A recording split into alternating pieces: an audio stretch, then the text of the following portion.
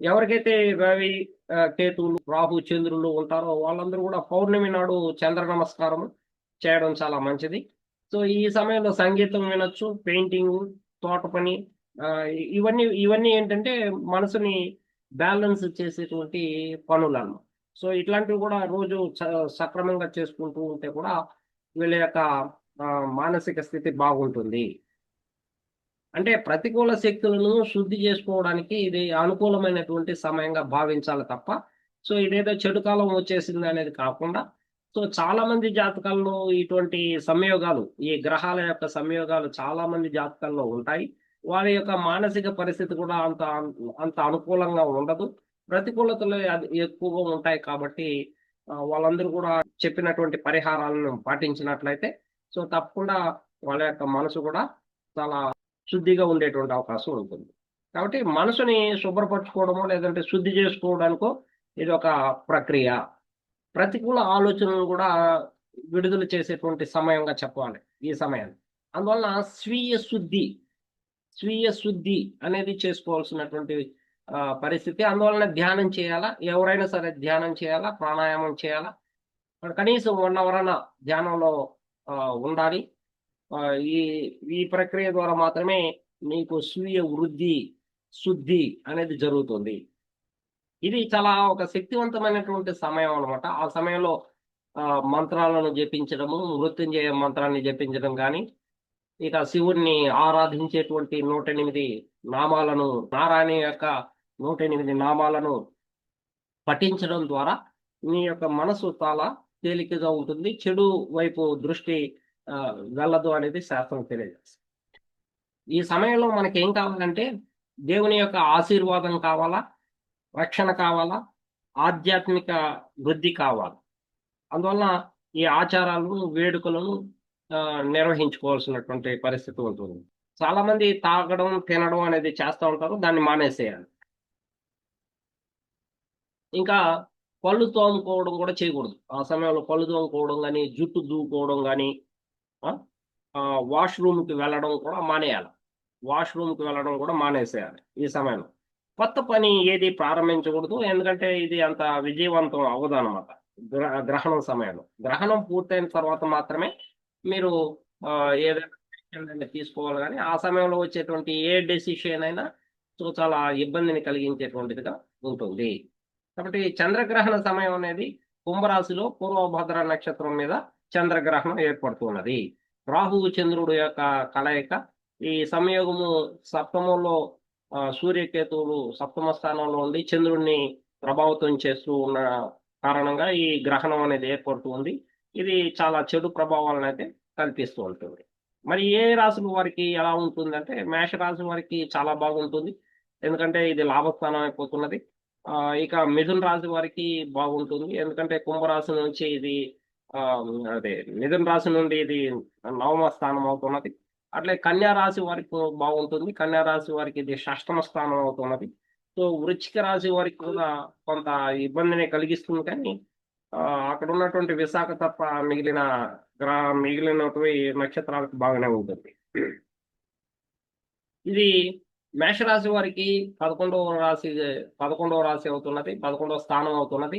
ఇది లాభస్థానంగా పరిగణిస్తున్నాం.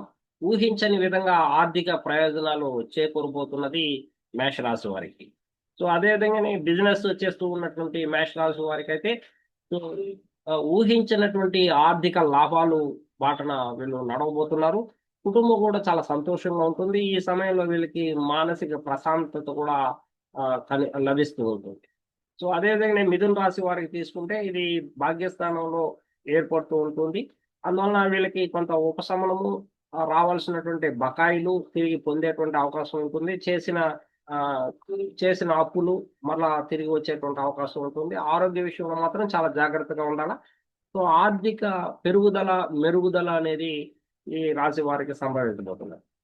అట్లే కన్యా రాశి వారికి తీసుకుంటే వీళ్ళు కొత్తగా కంపెనీలో చేరడం గాని, లేదా కొత్తగా ప్రారంభించేటువంటి ఏదైనా బిజినెస్ గాని, లేదా ఉద్యోగాల్లో చేరడం గాని ఉండే అవకాశాలుంటాయి. కుటుంబం కూడా చాలా సౌకర్యవంతంగా ఉంటుంది. శత్రువుల పైన ఆధిపత్యం చెలాయించేటువంటి అవకాశము ఈ కన్యా రాశి వారికి ఉంటుందన్నమాట. సో అట్లే ఆరోగ్యాన్ని కూడా మెరుగుపరుచుకునేటువంటి సమయంగా చెప్పవచ్చు. సో జాబు మంచి మంచి జాబ్ వచ్చేటువంటి అవకాశాలుంటాయి. మంచి నిర్ణయాలు తీసుకునేటువంటి అవకాశం ఉంటుంది. వీళ్ళు చేసే పనిలో ఒక రకంగా చాలా గొప్ప ప్రయోజనం పొందబోతున్నారు. అదేవిధంగానే ఓపిక కూడా ఉండే అవకాశాలు ఈ కన్యా రాశి వారికి ఉంటుంది. సో ఇక వృశ్చిక రాశి వారు ఈ విశాఖ నక్షత్రం వాళ్ళు కాకుండా వీళ్ళకు కుటుంబ సౌకర్యం ఉంటుంది. న్యూ వెహికల్స్ కొనేటువంటి అవకాశము, హౌసెస్ బిల్డింగ్ కట్టేటువంటి అవకాశము, స్పిరిచువల్ జర్నీ చేసేటువంటి అవకాశము. సో తీర్థయాత్రలు చాలా దూర ప్రయాణాలు చేసేటువంటి అవకాశాలు కనిపిస్తున్నాయి. సో అదేవిధంగానే కుంభరాశి వారు ఇక ఆహ్, ధనస్సు, మకరము, మీనం. సో వీళ్ళు చాలా ఇబ్బందులు పడేటువంటి అవకాశం అయితే కనిపిస్తూ ఉంటుంది. వీళ్ళు ఆహ్, ముఖ్యంగా ధనుసు రాశి వారు తోబుట్టువులతో మంచి కమ్యూనికేషను దెబ్బతినేటువంటి అవకాశాలున్నాయి. ఈ ఆత్మవిశ్వాసము ఇబ్బంది పెట్టేటువంటి అవకాశాలు కనిపిస్తున్నాయి. బంధువులతో సంబంధాలు తెగేటువంటి అవకాశాలున్నాయి. వీళ్ళు అనవసరమైనటువంటి ధైర్యంతో ముందుకు వెళ్లి నష్టపోయేటువంటి అవకాశాలు కనిపిస్తున్నాయి ఈ ధనుసు రాశిలో. మరి మకర రాశి వారు వీళ్ళ కుటుంబ పరిస్థితి అంత అనుకూలంగా కనపడట్లేదు. వీళ్ళు సంపాదన అంతంత మాత్రంగానే వచ్చినటువంటి ఆదాయము అక్కడికక్కడికే ఖర్చయిపోవడము. సో ఇంకా అప్పు చేయాల్సినటువంటి పరిస్థితి కనిపిస్తుంది. ఆరోగ్య పరిస్థితి ముఖ్యంగా కుడి కన్ను దెబ్బతినేటువంటి అవకాశము, దానికి ఖర్చు పెట్టుకునేటువంటి అవకాశాలు కనిపిస్తున్నాయి మకర రాశి. మరి కుంభరాశిలోనే ఇటువంటి సంయోగము చంద్రగ్రహణం ఏర్పడతా ఉంది కాబట్టి వీళ్ళు చాలా జాగ్రత్తలు పాటించాలా. వీళ్ళ యొక్క రిలేషన్‌షిప్ దెబ్బతింటుంది. వీళ్ళు ఎవరితో అయితే ఎక్కువ కాలం రిలేషన్‌షిప్ కొనసాగించాలనుకుంటున్నారో వాళ్ళతోనే పెద్దగా సమస్యలు వచ్చేటువంటి అవకాశాలు ఉంటాయి. సో ముఖ్యంగా లైఫ్ పార్ట్నర్‌తో గాని, బిజినెస్ పార్ట్నర్‌తో గాని సమస్యలు ఉత్పన్నమయ్యేటువంటి అవకాశం కుంభరాశి వారికి గోచరిస్తుంది.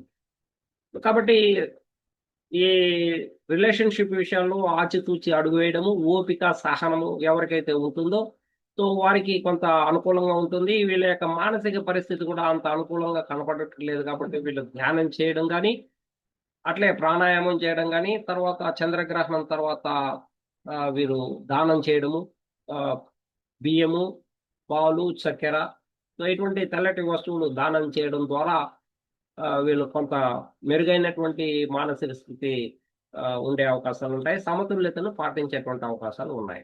సో ఏదేమైనప్పటికీ వీళ్ళు కొంత కొంత సంయమనం పాటించాలి. ఓపికను కలిగి ఉండాలి. వీళ్ళకి ఇచ్చేటువంటి అధికమైనటువంటి ఆలోచనల ద్వారా సో సమస్యలు కూడా ఉత్పన్నమవుతాయి కాబట్టి ఎటువంటి డెసిషన్స్ తీసుకోకపోవడం అనేది చాలా ఉత్తమంగా కనిపిస్తుంది. అదే మీనరాశి వారికి పూర్వభద్ర నక్షత్రం మీనరాశిలో కూడా ఉంది కాబట్టి ఇక్కడ కూడా వీళ్ళకి చాలా అనారోగ్య పరిస్థితులు, మానసిక ఆందోళనలు, భయము, అనవసరమైనటువంటి ఖర్చులు, ముఖ్యంగా ఆరోగ్యపరంగా ఖర్చులనేది సూచిస్తున్నది. సో వీళ్ళు చేసేటువంటి అనవసరమైనటువంటి ఖర్చులను తగ్గించుకోవడం కోసం వీళ్ళు మానసిక ప్రశాంతత కోసము వీళ్ళు ధ్యానం చేయాల్సినటువంటి అవసరము, దానం చేయాల్సినటువంటి అవసరం అయితే కనిపిస్తున్నది. కాబట్టి గ్రహణం తర్వాత తలస్నానం చేసుకొని గుడికి వెళ్ళి శివుణ్ణి చూడడము, శివుణ్ణి ఆరాధించడము, మహామృత్యుంజయ మంత్రాన్ని జపించడం ద్వారా సో వీళ్ళ చెదిరినటువంటి సంబంధాలు కొంతవరకు మెరుగయ్యేటువంటి పరిస్థితి ఏర్పడుతూ ఉంటుంది.